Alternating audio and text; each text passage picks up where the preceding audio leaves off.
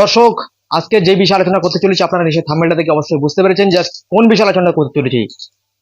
অশোকনগরে যে অধিকার সমাবেশ ডাকা হয়েছিল আইএসএফ এর, একেবারে বিধায়ক নওশাদ সিদ্দিকী যখন স্টেজে বক্তব্য দিতে যাবে তখনই কিন্তু আমরা দেখলাম কারেন্ট অফ করে দেওয়া হয়েছিল। হ্যাঁ, বিধায়ক নওশাদ সিদ্দিকী যখন বক্তব্য দিতে যাবে তখনই কারেন্ট অফ। সেই ভিডিও আপনাদের সামনে তুলে ধরছি, আপনারা দেখুন যে কারেন্টটা কারা অফ করতে পারে। আপনারা নিশ্চয়ই বুঝতে পেরেছেন যে কারা অফ করেছিল কারেন্টটা।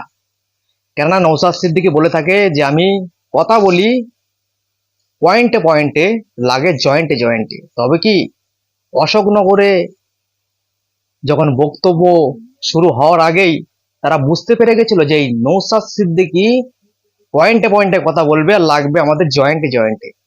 হয়তো অশোকনগরে যারা বিরোধী আছে তারা হয়তো এটা ভেবেছে যে আজ নওশাদ সিদ্দিকী যদি এখানে বক্তব্য দেয় অনেকে হয়তো আইএসএফ এ জয়েন হয়ে যাবে। ওই জন্য কারেন্ট অফ হয়ে গেছিল সাথে সাথে। তারপরেই জেনারেটর চালু করা হয়েছিল। এরা ভেবেছিল যে জেনারেটর নিয়ে আসবেন হয়তো, কিন্তু জেনারেটর অলরেডি রেডি ছিল। চলুন আপনাদেরকে সেই ভিডিও দেখানো যাক। আইএসএফ এর মিটিং এ কারেন্ট অফ।